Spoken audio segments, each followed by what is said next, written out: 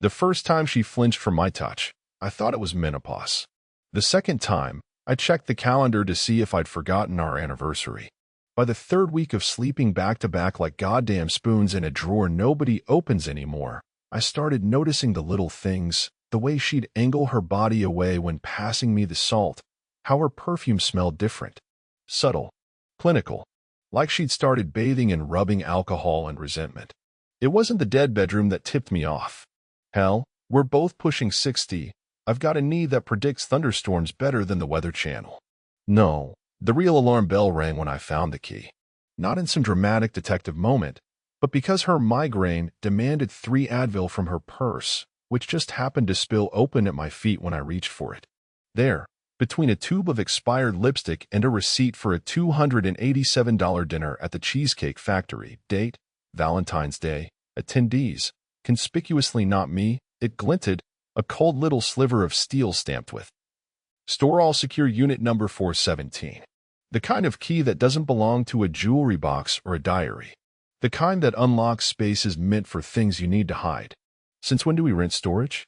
I held it up like I'd found a rattlesnake in her tampon stash. Lisa froze mid-eye roll. That practiced sigh of hers cut short. It's Karen's. A beat too fast. She's storing some of Dad's old things. Funny. Her sister, the same woman who threatened to key my truck when we eloped in '93, hadn't spoken to us since their father's funeral. Last I heard, she'd moved to Boca Raton with a golf pro named Chip.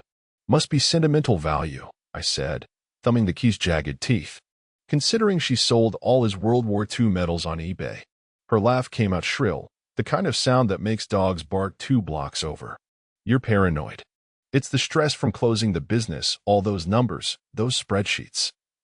Numbers don't lie. I pocketed the key, watching her pupils dilate like black holes sucking in the light. But you? You're starting to remind me of my old accountant. Right before he embezzled $80,000. She lunged for her purse, all manicured nails and Target yoga pants. Give it back. Or what? You'll call Chip? I dodged, the move still smooth from 30 years of marriage dodging. Relax, sweetheart. I'll return it after I check on Karen's precious memories. Wouldn't want her Hummel figurines getting lonely. Her face did this thing then, a twitch beneath the Botox, a crack in the porcelain doll act. I'd seen it once before, when our son totaled her Lexus. Pure, undiluted fear. That's when I knew. Whatever waited in unit number 417 wasn't ceramic knickknacks. It was the kind of truth that comes with a body count. The smell of burned espresso beans hit me before I even parked the truck. That acidic tang of over-roasted corporate coffee Lisa always claimed to hate. Yet there she was, 10:17 a.m. on a Tuesday, perched at a corner booth of Starbucks like some suburban Matahari. Through the glass, I watched her fingers drum against a ceramic mug, the jade bracelet I'd bought her in Taipei glinting under fluorescent lights. That bracelet never left her wrist, not even in the shower. Until last month. Karen arrived fashionably late, because of course she did. 30 years might have added a few chins and a leopard print pillbox hat, but the woman still walked like she owned the air molecules around her. They embraced like strangers, all stiff shoulders and cheek kisses that didn't quite land. My phone buzzed, a PI I'd hired 3 days prior texting coordinates to a self-storage facility Karen had visited twice this week. I slid into the adjacent booth, back to them, baseball cap pulled low. The barista eyed me like I'd just robbed a 7-Eleven. Dark roast. I muttered, sliding a 20 across the counter. Keep the change if you don't make eye contact. Their whispers cut through the milk steamer's scream. Not just the will, Karen hissed. The codicil specifies physical possession. If he finds, he won't. Lisa's voice had that manicured calm she used when our dog got skunked. I've got it handled. A rustle of paper. I angled my phone's camera between the condiment rack. Sign here, and initial here. Karen's gold pen clicked like a gun cocking. Once we liquidate the assets, even his contractor brain can't trace. My coffee cup shattered in the sink. They froze. I watched Lisa's reflection in the pastry case. The way her hand flew to her throat, fingers curling around that damned bracelet like a rosary. Karen's eyes narrowed into slits, her tongue darting out to lick envelope glue off a blood-red fingernail. Problem. Karen purred, sliding a manila envelope across the table. Lisa forced a laugh. Just the estate stuff. It's bringing up Dad's funeral. Right? The funeral. Karen's smile could have curdled breast milk, where dear Brandon gave that touching eulogy about family bonds. I was out the door before they could spot me, engine roaring to life. But not before snagging Karen's discarded latte cup from the bus tray, lipstick stain perfectly preserved on the rim. That night, I waited until Lisa started her ambient-induced snoring. Pulled out my laptop, the glow casting long shadows across her Botox-smooth forehead. A reverse image search on the envelope's logo, some fancy-ass law firm in Boca Raton specializing in contested inheritances. Cross-referenced with the PI's latest email. Subject deceased estate includes undeclared offshore holdings. Suspect liquidation. The jade bracelet taunted me from her nightstand. I palmed it, feeling the carved dragons bite into my flesh. Funny, the clasp was broken. Had been for weeks. So why keep wearing it unless you needed people to think it was still precious? I texted the PI one word, embezzlement. His reply came at 3:47 a.m. Worse. Probate fraud. Burner phone recommended. In the garage, I opened my toolbox. Buried beneath socket wrenches and roofing nails sat the storage unit key, now threaded onto a chain with Karen's lipstick coffee lid. Let them wonder. Let them sweat. Tomorrow, I'd visit unit number 417. Tonight, I started learning how to pick locks. The PI showed up wearing a Hawaiian shirt and smelling like a distillery's ashtray. Not the hard-boiled type I expected, more like someone's divorced uncle who does keto on weekdays and rails Adderall on weekends. He slid into my diner booth clutching a manila folder thicker than Lisa's wedding scrapbook. Your wife's sister, he said, dumping creamers into his coffee like he was trying to build a dam, flew back from Florida the day after Old Man Whitaker's funeral. First class. Paid in cash. I flipped open the folder. Flight manifests. Credit card statements. A photo of Karen hugging some silver-haired ghoul in a seersucker suit outside a Palm Beach country club. Who's the fossil? Gerald Rothstein, probate attorney. He smirked when my knuckles went white around the laminated menu. Specializes in discreet asset relocation for rich widows and third wives. Real Prince Charming, disbarred in '08 for helping a senator's mistress hide a yacht. The checkered vinyl seat suddenly felt like a bed of nails. Lisa's father had died 8 months ago, pancreatic cancer, quick and brutal. We'd spend exactly one awkward afternoon in his sterile McMansion before the nurses shoot us out. Never discussed the will. Never got invited to. Here's the kicker. The PI tapped a nicotine-stained finger on a bank statement. 3 days after your FL flatlined, $250,000 got wired to a shell company in Grand Cayman. Listed as landscaping services. He snorted. Unless they're burying bodies in the rose bushes, that's one hell of a hedge trimming bill. I stared at the numbers. They looked familiar, but not in the way you'd expect, not like dollar signs. Like measurements. Because that's what contractors see in their sleep. 12 by 16 footings, 3/4-inch plywood, 30-year shingles. These figures? 22.5, 17, 34.7. The decimal points clicked in my brain like a combination lock. Coordinates, I breathed. The PI raised an eyebrow. Come again. I grabbed a napkin, scribbling conversions. Latitude and longitude. 22 degrees north, 17 minutes, somewhere in the Bahamas. 34.7 west. My pencil snapped. He didn't leave Lisa money. He left her land. The PI whistled low. Beachfront property? Better. I pulled up satellite images on my phone, zooming in on a jagged spit of land near Nassau. Commercial docks. Deepwater port. The kind of parcel that's worth 7 figures today, and 8 once the cruise lines come sniffing. Across town, Lisa was at her book club, or so she claimed. Probably learning chapter and verse on how to screw me sideways. The PI leaned in, eyes glittering. Need me to dig deeper? I slid a cash-stuffed envelope across the table. Find me 2 things. First, proof Karen's trying to flip the land before probate closes. And the second? I stood, tucking the folder into my work jacket. A really good divorce attorney who's scared of power tools. He laughed until he saw my face. Driving home, I passed Store All Secure. Unit number 417's padlock glinted under security lights. I learned 3 things from the PI's report. 1. Karen's chip got arrested in Miami for running a Ponzi scheme. 2. The storage unit was rented under Lisa's maiden name. 3. My wife had started wearing her wedding ring on her right hand. I parked 2 blocks from our house, watching through binoculars as Lisa dragged garbage cans to the curb.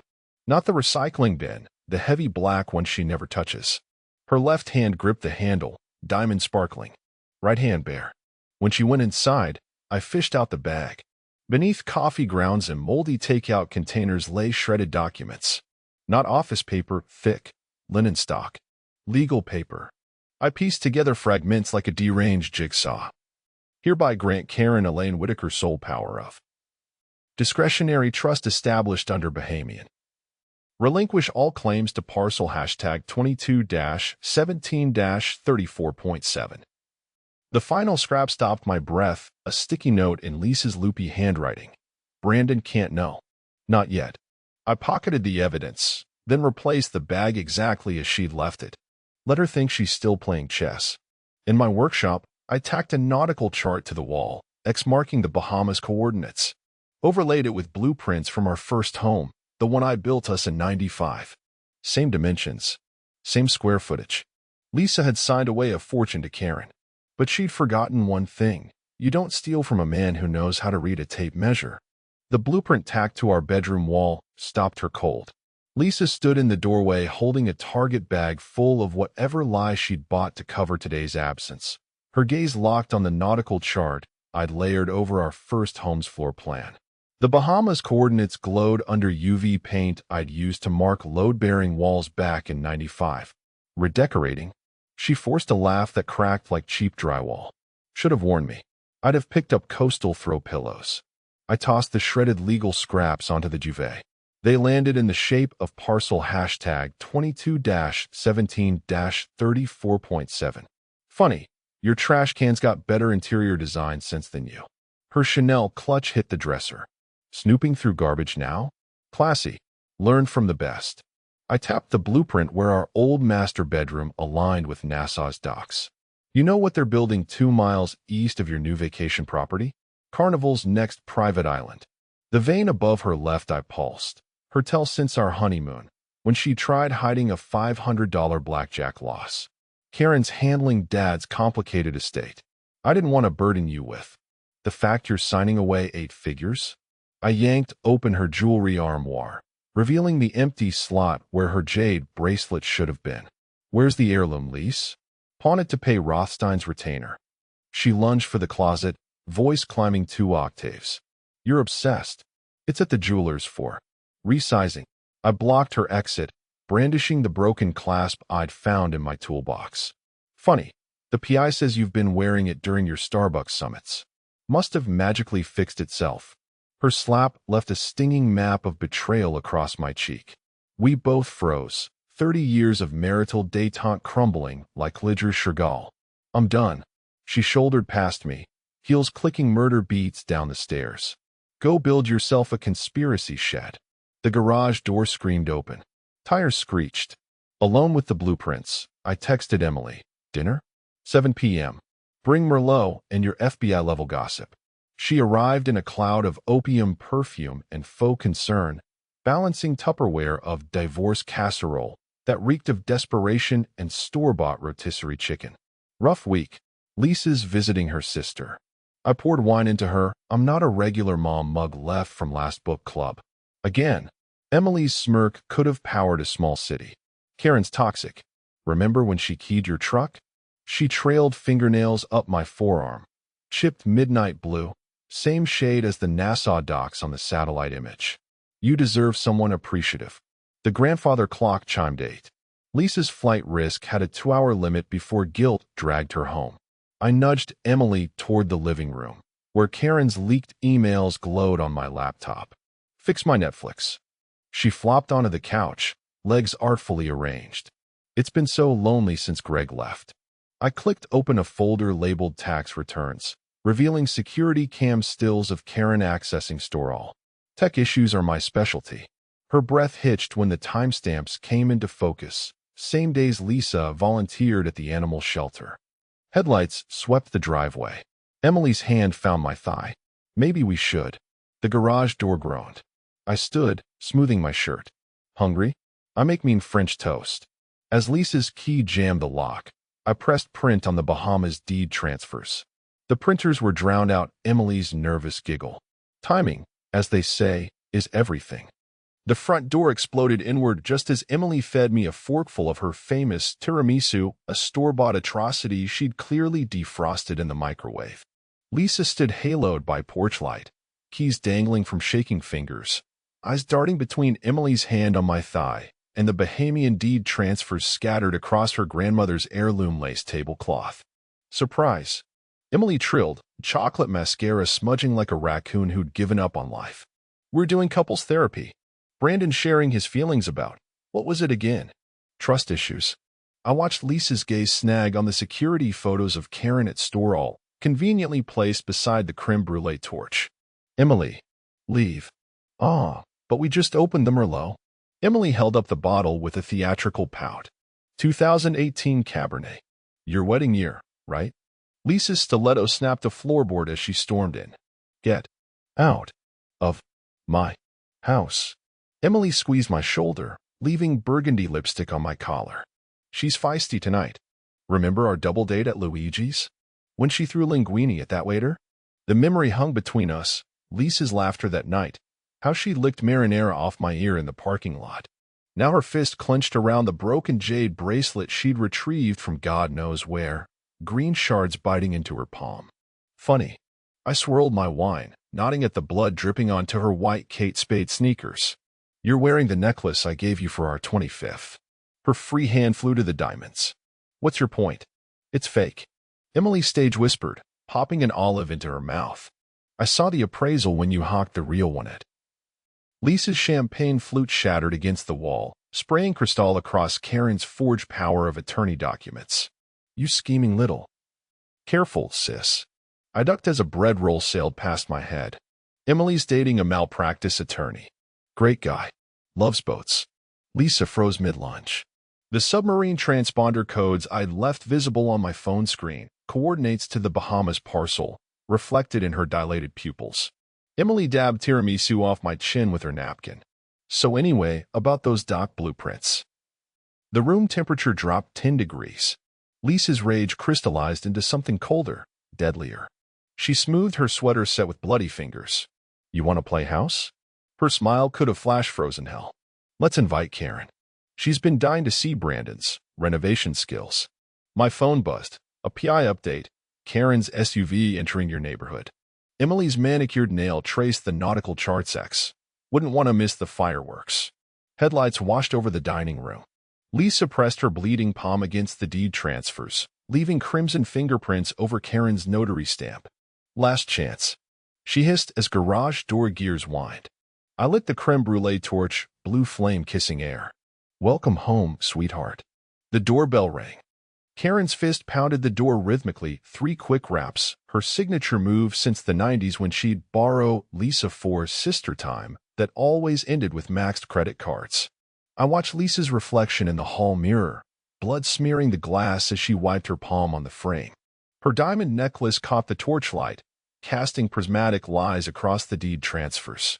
You're really doing this? Her whisper carried the venom of a cornered rattlesnake. In our home? With her. Emily twirled an olive pit between her teeth. Relax, it's not like we'd.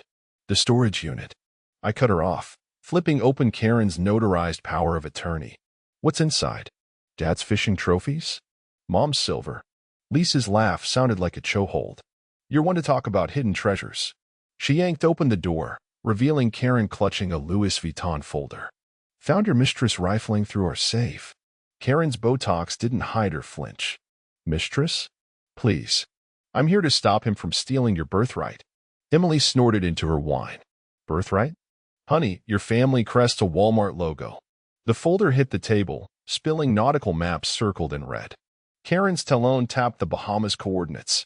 Brandon's been negotiating with Carnival Cruises behind your back. Wants to sell your father's land to fund his extracurriculars. I palmed the garage door opener from my pocket, thumb hovering over the button that had flooded the room with UV light. Let them see what I'd painted on the walls. Lisa stepped between us, her bleeding hand leaving rust-colored streaks on Karen's blouse. You swore the documents were secure. They were. Karen's gaze darted to the broken bracelet shards by the fireplace. Until someone got sentimental. Emily plucked a page from the floor. Oh, sweetie, these aren't Carnival's logos. She held up the letterhead to the chandelier. Royal Caribbean. Rookie mistake. The room stilled. Karen lunged for the paper. That's proprietary. I hit the lights. Blacklight paint erupted across the walls, ship blueprints superimposed over our wedding photos, docking fees calculations bleeding through anniversary dates. Lisa's breath hitched as she traced glowing figures. $2.8 million in projected port fees, circled beside our son's graduation portrait. You monetized our memories. Her accusation cracked mid-syllable. You erased them first. I tossed her the jade bracelet's clasp. Kept this in your running shoes. For luck. Karen edged toward the exit. This melodrama's beneath us, Lise. The notary waits until. The garage door shuttered open, revealing the PI's van parked beside my truck. His spotlight illuminated the storage unit padlock dangling from my rearview mirror, still unopened. Lisa's rage dissolved into something colder. You haven't even looked inside. Don't need to. I clicked the lock shut. Whatever's there. You put it there. Let the guilt rot with your sister's conscience. Emily slithered toward the foyer, sensing the tide shift. This was fun, but my Ubers. Stay. Lisa and I barked in unison. Karen's phone buzzed with a Boca Raton area code. She silenced it, but not before I glimpsed the contact photo, a silver-haired man, Rothstein, boarding a yacht. Lisa pressed her bloody palm against my chest. You want transparency? Let's open the unit. Right now. I glanced at the grandfather clock. 9:17 p.m. Probate office closed in 43 minutes. Counteroffer. I dropped the key into her champagne flute. You tell me what's inside. I'll tell you who's buying the land. Emily choked on her olive. Karen's crocodile smile returned. Lise, honey, he's bluffing. But Lisa was already dialing. Eyes locked on mine. Mr. Rothstein? We'll accept Royal Caribbean's offer. Wire the deposit tonight. The line clicked. Somewhere in the Bahamas, a bulldozer revved its engine. The storage unit smelled like guilt and mothballs. I'd expected banker's boxes, maybe a safe. Instead, Lisa had stacked her father's war medals next to our son's Little League trophies, a curated museum of everything she'd ever pretended to cherish. The beam from my contractor's headlamp caught dust motes swirling around a framed photo of us at Niagara Falls, 2003. Lisa's smile looked painted on, my arm around her waist a forced bracket. Beneath it lay the real exhibit, a fireproof lockbox stamped with Rothstein's Boca Raton address. Inside, bound in faded ribbon, were love letters. Not mine. Her father's. My dearest Eleanor, the top one began. I'll file for divorce once the Nassau deal closes. Karen must never know about the child. The page ended mid-sentence. Bile rose in my throat. I sifted through decades of secrets, divorce papers never filed, a birth certificate for some woman named Clara born in 72, stock certificates in a defunct shipping company. At the bottom, a newer envelope slithered into view. Lisa's handwriting. For Brandon, if something happens. Inside, a single Key West sunset postcard. Wish you were here. Scribbled over coordinates matching the Bahamas parcel. Postmarked 2 days after her father's funeral. The headlamp flickered. Something glinted beneath the false bottom, a microcassette recorder, the kind Karen's generation thinks is retro chic. I pressed play. Can't keep lying to him. Lisa's voice wavered. You think he'd understand? Karen's laugh crackled. Contractor brain can't comprehend generational wealth. He'll take half and build a fucking timeshare. A chair scraped. Dad wanted him to have. Dad wanted his mistress's brat to inherit. Glass shattered. Sign the quitclaim, where Brandon learns what really happened to his precious tool shed. The tape ended. My hands shook. The tool shed fire, 08, blamed on faulty wiring. Insurance paid out $50,000. Lisa had slept with the windows open for months, claiming smoke inhalation. A rustle came from behind the metal box. Not mice. Tucked between Eisenhower-era accommodations lay a Ziploc bag of receipts. $18,000 to a private investigator, hired by Lisa in 2015. Surveillance photos of me having lunch with Emily's cousin, a subcontractor. Report summary. Subject shows no signs of infidelity. Recommend closing case. The flashlight died. In the dark, I realized two truths. 1. Lisa had been paranoid long before Karen's return. 2. Her father's letters mentioned a second vault in Nassau. The storage unit's padlock clicked shut behind me. Across the street, a rental car idled, Karen's leopard print scarf visible through the windshield. I texted the PI, Clara Whitaker, born 72. Find her. His reply came as I merged onto the highway. Already did. She's a crane operator at Royal Caribbean's Freeport dock. The coordinates on Lisa's postcard glowed from my dashboard. Not the parcel's location. Latitude/longitude for Clara's job site. The inheritance wasn't land. It was a demolition order. Emily showed up wearing sunglasses at midnight, which would have been comical if she weren't clutching a Zippo lighter engraved with Karen's initials. She texted me coordinates to the half-built Costco parking lot where Lisa's father's tool shed once stood. Poetic, if not for the stench of wet asphalt and regret. I'm not the villain here, she started, kicking a charred nail from the '08 fire. Karen's got a video. From the Caribe Royale. I leaned against my truck's tailgate, storage unit dust still clinging to my boots. Let me guess, you and Chip doing body shots off a timeshare presentation? Her laugh sounded like broken glass in a disposal. Worse. 2009, bachelorette party. The Zippo flickered, illuminating a tattoo on her wrist I'd never noticed. A nautical star with Clara in tiny script. Your mother-in-law wasn't the only one who got creative in the Bahamas. The pieces clicked like a locked tumbler. Clara, crane operator. Emily's cousin. Karen threatened to send the tape to Greg. She continued, lighting a cigarette with shaking hands. My ex, the Baptist deacon? He'd take the kids, the house, everything. I tossed her the microcassette from the storage unit. Let me guess your next line. I had no choice. Fuck you. She hurled the Zippo at my head. It veered left, clattering into the foundation where my tool shed's workbench used to be. I fed you crumbs. Led you to the storage unit. Planted the PI's card in Lisa's gym bag. The moon slid behind clouds as I played Karen's blackmail tape again. Static hiss. Then Emily's voice, slurred and giggling. Tell Brandon whatever you want, just don't. Glass shatters. Oh God, is that camera still? Emily stomped out the cigarette. Karen's not after the land. She wants the mineral rights. Dad Whitaker found rare earth metals under parcel number 22. Enough to make cobalt mines look like a lemonade stand. My flashlight caught something in the dirt, a melted USB drive shaped like a cruise ship. Emily ground it under her heel. That's the real demolition order. Karen needs Clara to bulldoze the site before geologists file their report. She pressed a hotel keycard into my palm. Room 417, Marriott.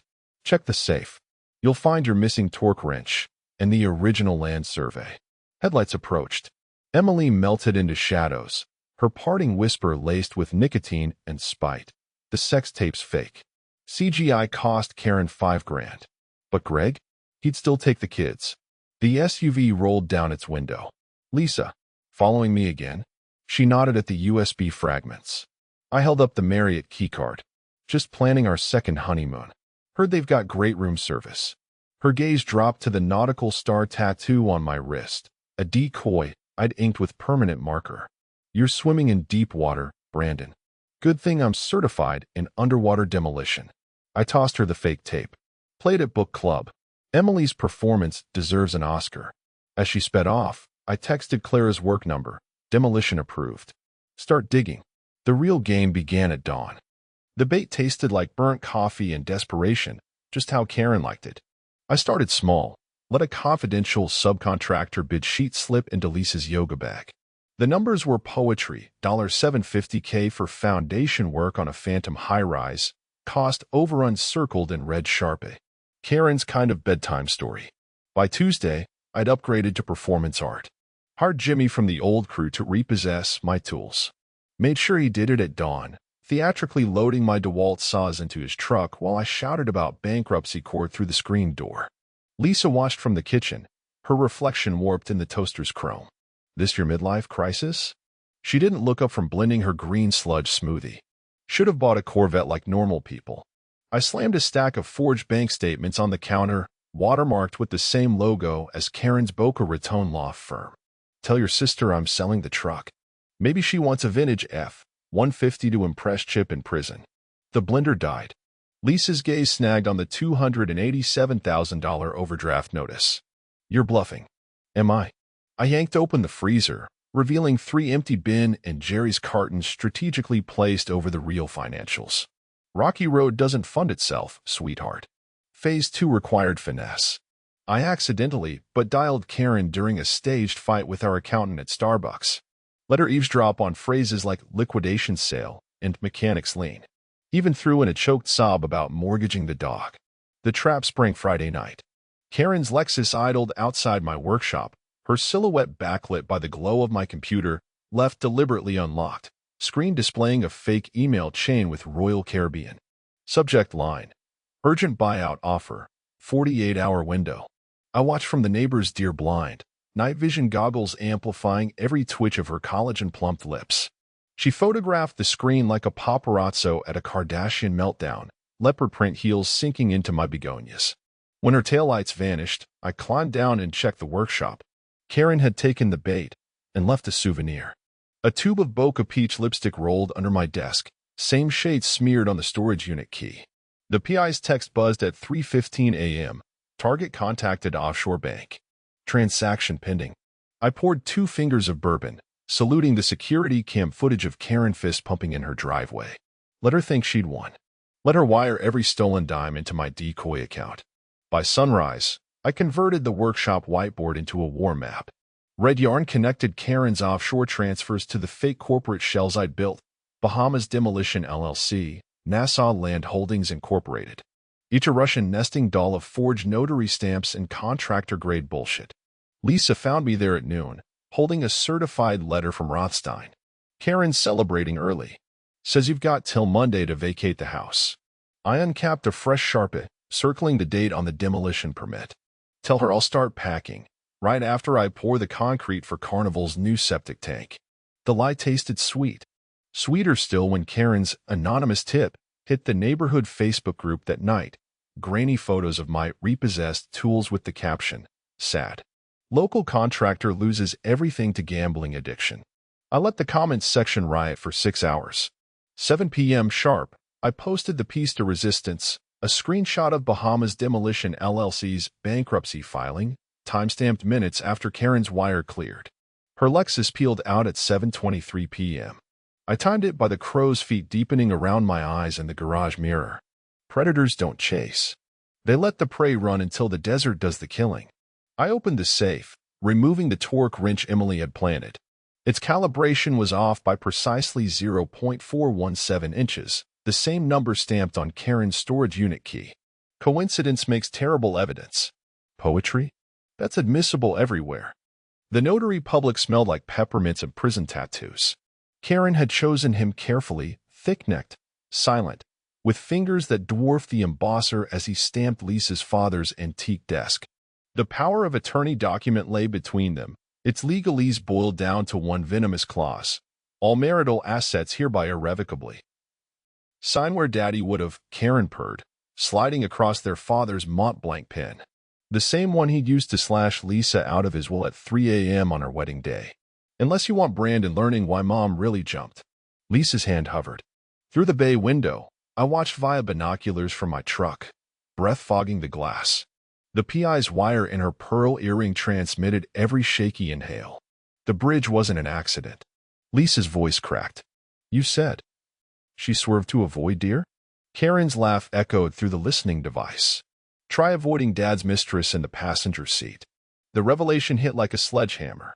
I'd seen the police report single vehicle, no skid marks. Lisa kept a photo of that bridge on her vanity, the guardrail bent outward. Sign, Karen hissed, and I'll bury the toxicology report with Mom. Lisa's pen touched paper. The notary's phone buzzed. My cue. 3 blocks away, Clara revved her Crane's engine. The demolition permit I'd forged fluttered from her cab, landing in Karen's rose bushes. Through the wire, I heard the roar of heavy machinery. What's that noise? Lisa stalled. Karen yanked the blinds. Just some idiot tearing up. Her sentence died as Clara's wrecking ball swung into frame, painted with Lisa's maiden name in neon pink. I texted Clara, hit the horn. The crane's blast shook the windows. Karen's startled jerk sent the Mont Blanc rolling off the desk, cracking its nib against the floor. Coincidence. Karen recovered too fast. Sign with a bic. Lisa stood, backlit by the crane spotlights. You're right. Dad would want me to use his pen. She reached into her handbag, pulled out the melted USB drive from the toolshed fire, plugged it into Karen's laptop. The screen lit with security footage, Karen doctoring the sex tape, Rothstein's face clear as he handed her the CGI invoice. Brandon's been teaching me about chain of custody. Lisa tapped the screen. Turns out Greg's not as Baptist as you think. The notary lunged for the laptop. Clara's wrecking ball kissed the outer wall, raining plaster on his bald spot. Sign. Now. Karen's composure cracked. Lisa uncapped the pen, scratched 2 words across the signature line. Ask Clara. Through the wire, I heard Karen's guttural scream as Lisa tossed the USB into the fireplace. Flames licked the footage of their father's car swerving, not toward the bridge, but away from Karen's teenaged Honda parked sideways on the curve. The demolition permit burned brightest. By the time the fire department arrived, the power of attorney was ash, and Lisa's loyalty hung suspended between blood and gasoline. The angina hit during Sunday pancakes, or at least that's what the expired bottle of nitroglycerin in my fist suggested. I'd palmed it from Lisa's gym bag weeks ago, right next to her emergency Xanax and a burner phone labeled Dad's Lawyer. Timing was everything. Golden hour light through the bay window, syrup dripping onto the Nassau blueprints, and Lisa's phone buzzing with Karen's 4th call of the morning. Brandon. My fork clattered as I gripped the table, left arm strategically contorted to block the security cam's view of me biting my inner cheek raw. This feels like the time the ladder. She didn't look up from flipping pancakes shaped like Florida. If you're faking a stroke to avoid dishes, I'm donating your tools to Habitat for Humanity. I let my chair tip backward, skull cracking the tile with a wet thud I'd practiced over cement bags at the job site. The real performance came next, left hand clawing at my chest, right fumbling the nitroglycerin bottle, emptied last night and refilled with Tic Tacs. Call. 9. Lisa's shadow fell across me. Not kneeling, not frantic, just observing. You're sweating on the grout lines, she noted, toeing my ribs with her bunny slipper. Funny, your Apple Watch says 72 BPM. Shit. The watch. I rolled onto my side, gasping toward the junk drawer where we kept spare batteries. Defibrillator, pads. Expired 6 years ago. She sipped mimosa from the OJ carton. Like our marriage. The garage door sensor beeped my contingency plan. Clara's voice boomed through the baby monitor. Brandon. The core samples from parcel number 22 showed. Lisa froze. I seized the opening, literally. Convulsed like I'd licked a live wire, knocking over the syrup. Amber rivers bled across Karen's forged mineral reports as I gasped the kicker. Tell Clara, cobalt deposits, vertical rights. Lisa's phone rang.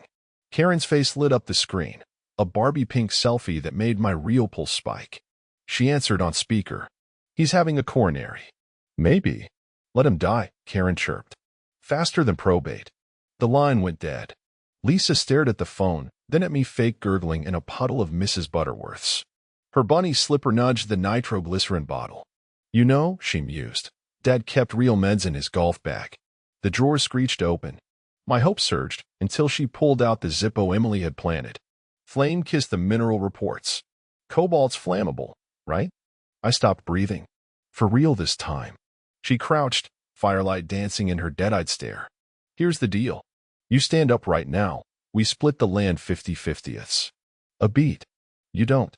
Well, grieving widows inherit everything. The smoke detector blared.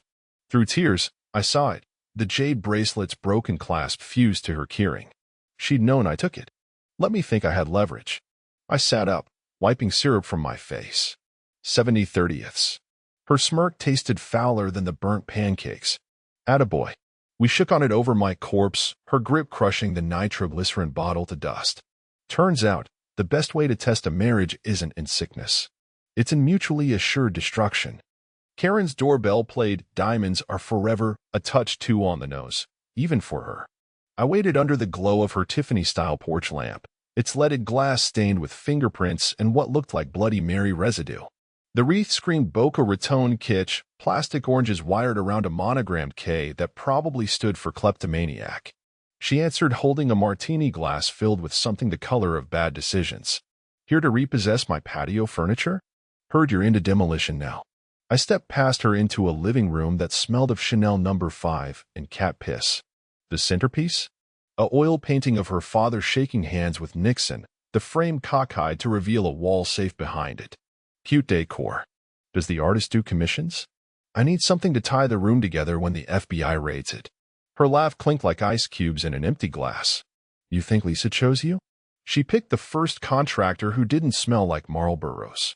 I tossed the Zippo lighter onto her white leather couch. Emily's parting gift, engraved with the coordinates of Karen's offshore accounts. Funny. Your sister's still using the same perfume she wore when we eloped. You? You reek of desperation and Bulpin gin. Karen's smile didn't reach her eyes. She stroked the Persian rug with her toe, revealing a security panel beneath. See that button? It doesn't call the police. It floods this room with enough fentanyl aerosol to drop an elephant. Her martini sloshed as she gestured to the painting. But first, let's trade secrets.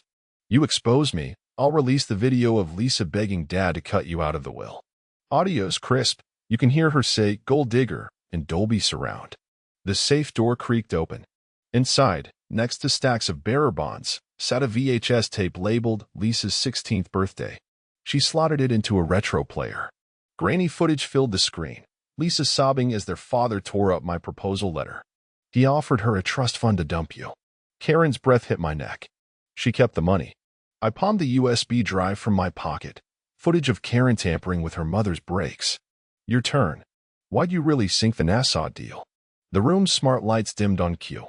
A hologram projector I'd planted in the AC vent earlier that week flickered to life, superimposing Clara's crane over Karen's tacky chaise lounge. You're resourceful. Karen's manicured finger hovered over the kill switch. But you missed the clause in Dad's will about surviving heirs. She tossed me a locket from the safe. Inside, a photo of Clara as a toddler, stamped with a DNA lab seal. Half-sister gets half the estate. Unless... The martini glass shattered against the projector. Red liquid pooled around my boots, not a Cosmo. Antifreeze. Accidents happen. She licked her lips. Just ask Mom. I triggered the emergency beacon in my belt buckle, Clara's cue to swing the wrecking ball through Karen's bay window. Safety glass rained down as I caught Karen's wrist mid-button press. Here's the thing about elephants. I crushed the locket in my fist. DNA report be damned. They never forget, and neither do crane operators. The last thing she saw before the dust cloud hit? Clara's demolition permit taped to the wrecking ball, signed in Lisa's flawless cursive. The jade bracelet's broken clasp had been taunting me from my jewelry box for weeks, a jagged green grin mocking my denial. I'd stopped wearing it after Brandon mentioned the storage unit, but tonight, under the glow of his workshop fluorescence, I finally tried fixing it. The repair kit slipped from my trembling hands. A micro USB port glinted in the dragon's carved eye. Clever bastard, I whispered, plugging it into Brandon's dusty tablet. The screen lit with audio files labeled Demolition Prep, his idea of a joke. Karen's voice slithered from the speakers first. Once the docks collapse, Lisa's too busy playing widow to check the mineral rights. A clink of ice cubes. My sister's signature nervous tick. Brandon's growl, touch her inheritance, and I'll bury you under 10 tons of rebar. Silence. Then Karen's laugh, sharp enough to cut glass. You think she wants you playing hero? Lisa begged Dad to make you sign a prenup. Had the papers drawn up, creatively. The tablet slipped from my grip, crashing onto blueprints of our first home. I'd recognize that floor plan anywhere, the one Brandon sketched on our honeymoon, his calloused fingers guiding mine over the bathroom dimensions. A new file autoplayed. Security footage from 2 nights ago. Karen in my kitchen, slipping something into Brandon's whiskey. The timestamp matched his allergic reaction hospital trip. The workshop door creaked. Brandon stood haloed by porch light, clutching a box of glazed donuts like a guilty teenager. Hear anything interesting? I hurled the bracelet. It struck his chest, USB still dangling. You let me think you were the villain. He caught the clasp, thumb brushing the dragon's eye. You needed to choose. Not between me and Karen. His gaze fell to the blueprint under my boots, our bedroom marked with demolition warnings. Between the lie you married and the truth you're becoming. The tablet chimed. A new file uploaded. Karen's voice memo to Rothstein. Liquidate Brandon's life insurance policy once the crane malfunctions. I reached for his hand, still scarred from the toolshed fire. Why not show me sooner? Would you have believed me? He nodded to the half-empty Xanax bottle peeking from my pocket. Or popped another pill and called Karen? The donut box hit the workbench. Boston cream oozed across Karen's forged mineral reports. Brandon pressed a key into my palm. Not Storall's, but our first apartments. Your move, Lise. Wrecking ball, or wrecking her. Outside, Clara's crane idled by the curb. Karen's Lexus rounded the corner. I palmed the USB. Set the table. We're having guests. His smirk tasted like vengeance and maple glaze. China or paper plates? Porcelain. I clicked the demolition remote. The good stuff shatters prettier. Karen arrived with a bundt cake that reeked of store-bought desperation, its sickly glaze oozing over a Walmart receipt she'd forgotten to remove. I'd set the table with our wedding china, the same set her father had accidentally shattered a plate from every anniversary until his death. Lisa sat stiffly between us, picking at sea base I'd seasoned with crushed Xanax from her purse. Toast? I raised a glass of 82 Bordeaux, actually Tubuck dyed with blueberry extract. To family secrets, and the idiots who record them. Karen's fork screeched across her plate. Is this about the storage unit again? Christ, Brandon, let it eh. The pendant light flickered. I clicked the remote in my pocket, projecting security footage onto the dining room wall. Karen in her Boca kitchen, bragging to Rothstein about siphoning dock construction funds. The audio crackled. Once Lisa's doped up enough, we'll stage the overdose. Lisa's wine splashed onto the nautical chart placemats. You promised it was blood pressure meds. Relax. Karen lobbed the olive pit into the centerpiece, a scale model of Clara's crane. You think Brandon's hands are clean? She slid a photo across the table, me burying the torque wrench in the Bahamas sand. Tampering with evidence, sweetie? That's 5 years minimum.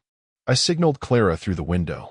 Her wrecking ball swung into view, dangling a piñata shaped like Karen's Lexus. Swing away, I murmured into my lapel mic. The first blow rained down candy coins and shredded offshore account statements. Karen lunged for the fireplace poker, always the dramatic exit. But Lisa got there first, brandishing the melted USB drive like a shiv. Mom's necklace. She pressed the jagged plastic to Karen's throat. You pawned it the night she died. The pendant light died. In the strobe of the crane's emergency lights, I distributed party favors, copies of Karen's embezzlement ledger bound in her mother's stolen scarf. Happy anniversary, sis. Lisa smashed the bundt cake over Karen's designer highlights, sprinkles mixing with antifreeze-scented hair dye. Dad left you a message in the safe deposit box. The real kicker? I'd replaced Karen's Lexus keys with the storage unit padlock. Let her explain to the cops why she was digging through a unit full of forged death certificates at 3 a.m. As the neighbors' phones lit up with Karen's offshore account numbers, I texted the PI one last order, release the security tapes. Some family traditions deserve to go viral. The subpoena arrived wrapped in blueprints. Karen's petty revenge, having our landscaper serve papers while repossessing the riding mower. I let him take it. The grass could die. Symbolism's cheaper than Roundup. Lisa's lawyer looked like a retired WWE wrestler who'd discovered tailoring. Margot the Gavel Tremont specialized in construction defect litigation and breaking kneecaps. Her office wallpapered with photos of collapsed casinos she'd turned into class action bonfires. Problem. She tossed Karen's lawsuit onto my workbench. Its legalese boiled down to 2 venomous words. Undue influence. Your sister-in-law's claiming Lisa manipulated a dementia diagnosis to control Dad's estate. I uncapped a red Sharpie, circling the notary's seal on Exhibit B. A video of Lisa spoon-feeding her father applesauce. Check the wall clock in the background. Margot squinted. 3:15 a.m. Dad's sundowning was worse than a meth head roofer. I pulled security logs from the storage unit. Karen scheduled the signing during his night terrors. Nurse's notes here. I tapped highlighted entries. Say he thought Nixon was coming for his gold fillings. Margot's grin revealed a diamond-studded incisor. We'll need the original will. Buried with Mom. Lisa hovered in the doorway, clutching the jade bracelet's USB drive like a rosary. Karen had Dad cremated in a Chipotle bag. I unrolled blueprints from Lisa's first home renovation. Check the footer. Beneath the foundation specs, her father's spidery handwriting crawled. Last Testament. July 4th, 2010. All to Lisa if Karen ever touches the Nassau files. Margot whistled. You built a safe into the house. Panic room. I pointed to the schematic. Behind the wine fridge. Combinations Lisa's birthday backwards. The courtroom stank of failed ambitions and Karen's over-applied Chanel No. 5. Her lawyer, a human greased weasel named Fitz, opened with Dad's dementia diary, conveniently omitting the pages where he accused Karen of poisoning his Metamucil. Margot countered by projecting the Nassau blueprint's hidden clause onto the judge's bench. As per the deceased's instructions, any heir contesting the will forfeits their share to, let's see here, the crane operator who finds this note. Karen's Botox prevented a full grimace. That's not. Clara's work boots echoed through the chamber as she dumped a Folger's can of Dad's ashes onto the evidence table. He gave me this when I fixed his Cadillac. Said Karen would try to steal it. The judge peered at the coffee tin's sharpened label. Karen's inheritance, spend it in hell. Fitz scrambled. Your Honor, this is clearly a forgery by the disgruntled husband. I stood, tossing a Ziploc bag of Karen's Boca Raton security tapes onto the bench. Check the timestamp on Exhibit D. 2:47 a.m., Karen removing Dad's 4. Right before she called Lisa to say goodbye. The gavel cracked. Karen's scream harmonized with the verdict. Case dismissed with prejudice. Outside, I handed Margot her fee, a vial of Dad's ashes and coordinates to the cobalt deposits. Spend it in hell. Lisa kissed me then, tasting of vindication and the Xanax she'd finally flushed. Some foundations, once poured, can't be cracked. The courtroom air tasted like stale subpoenas and Karen's decaying moral compass. I'd worn my wedding ring for the first time in months, a tactical choice, its weight a reminder that some oaths rust faster than rebar. Lisa sat stiffly beside Margot, clutching the jade bracelet like a lifeline to a version of herself that no longer existed. Fitz opened with Karen's piece de resistance, Dad's updated will bequeathing the Nassau parcel to her. The paper practically glowed with innocence, notarized and crisp, until I pulled out the blacklight pen from my toolbox. Your Honor, I lobbed the pen to the judge like a grenade. Check the watermark. The UV light revealed faint grid lines beneath the text, architectural drafting paper from my own supply, stolen during the toolshed fire. Standard 20 by 20 coordinate system. Same batch I used for Lisa's studio renovation in. Let's verify. I tossed the judge a binder of permits. June 2012. Karen's stylethos click-clacked across the floor. This is ludicrous. That paper's sold everywhere. True. I unrolled blueprints from Dad's garage. But only my sheets have pinholes from the compass I used to. I traced a faint arc on the forged will matching the radius of our demolished gazebo. Draw Lisa's favorite reading nook. The gallery erupted. Margot silenced them with a whistle that'd make a longshoreman blush. Lisa took the stand like a sleepwalker. Karen's lawyer sneered. Did you conspire with your husband to fabricate evidence? No. Her wedding band caught the light as she rotated it compulsively. But I did help Karen hide Dad's nitro pills the night he. A choked silence. I realized two things. 1. Lisa's nails were painted Bahamas blue. 2. She'd chosen this moment to self-immolate. Karen's smirk died when Lisa produced a pink flip phone from her bra. Dad's last voicemail. He said you switched his meds. The recording crackled to life. Dad's slurred voice cursing Karen's greed. The clink of ice cubes crystal clear. Fitz objected. Hearsay. Not quite. Margot projected security logs showing Karen's Jaguar at Dad's house that night. The ice maker was broken. Those cubes came from her minibar. The gavel fell. Karen's shriek drowned the judge's verdict. Lisa collapsed into my arms, her whisper colder than the verdict. You knew about the pills. Not a question. Outside, reporters swarmed. I pressed the storage unit key into Lisa's palm, its teeth now filed down to nothing. Your move. She stared at the courthouse steps where we'd taken our wedding photos. You used Clara. Used Emily. Used me. A bailiff handed me the victorious will. I let it flutter into a puddle, ink bleeding across Dad's forged signature. We all build on unstable ground sometimes. That night, I found Lisa in the workshop, feeding Karen's Louis Vuitton folder into the wood chipper. The jade bracelet sat abandoned on my tool bench, USB port clogged with sawdust. Margot says we'll get the docs by Friday. She didn't look up. The chipper screamed. I wondered if trust, once pulverized, could ever be anything but mulch. Some structures aren't worth salvaging. Part 17, Karen arrested. Lisa begs forgiveness. Brandon admits he used Emily. Emotional turn, regret, cold acceptance. Tension, can trust be restored? Tension element, truth about Emily. The cops took Karen in cuffs at the Nassau docks, her leopard print heels sinking into sand where her father's cobalt dreams had crumbled.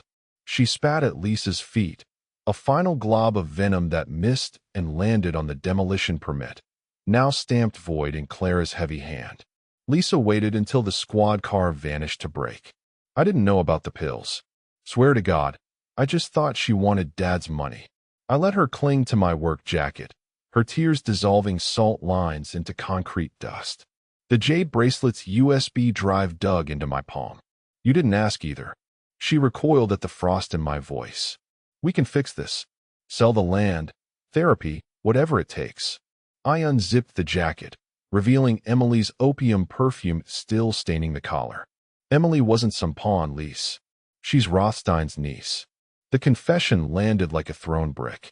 Lisa's face cycled through betrayal, rage, then dawning horror as I played the voicemail Emily had accidentally left on Karen's phone. Brandon's clueless. Just keep flirting and he'll sign anything. You let her manipulate you? Had to make it believable. I tossed her the burner phone from Emily's purse. Text between us illuminated. Stage fight at Starbucks 3 p.m. Make sure Karen sees. Lisa's knees hit the sand. Why? Because you'd never believe the truth unless you thought you'd lost me. I kicked a rusted bolt from Clara's crane. And Karen?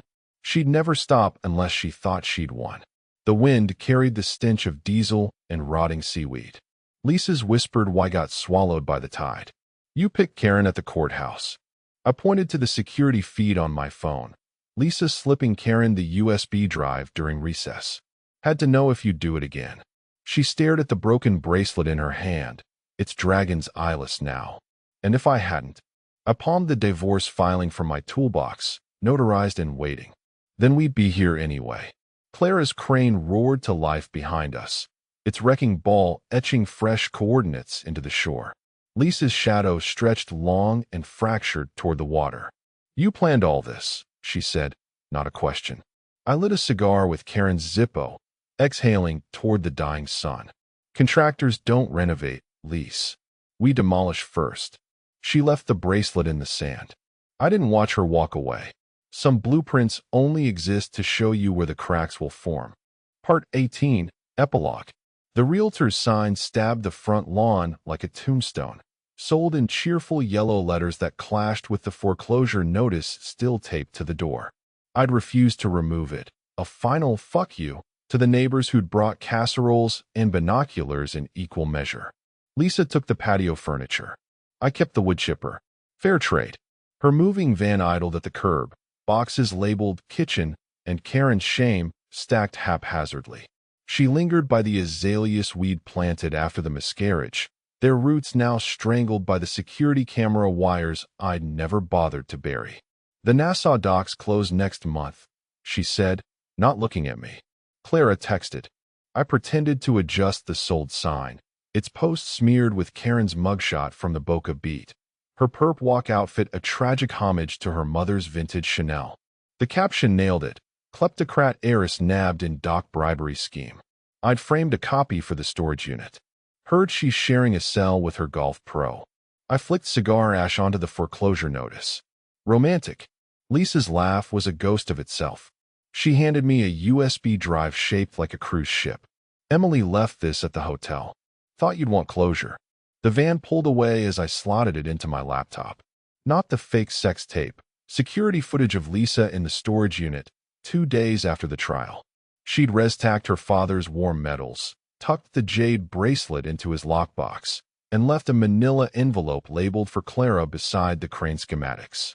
I found the torque wrench in my toolbox, its calibration still off by 0.417 inches. The margin of error in our marriage. My new apartment overlooks the shipyard. Tonight, as Carnival's newest monstrosity glides past, I'll raise a glass of $2 chuck to Karen's orange jumpsuit. Lisa's face will flicker through my mind, not as she was in the end, but on that long-ago Niagara Falls trip, her smile real and unguarded. The blueprints arrive tomorrow. Clara's building a hospice on the Nassau parcel. Says it's what Dad would have wanted. I keep the foreclosure notice taped to my fridge. Some foundations, even broken, deserve a monument.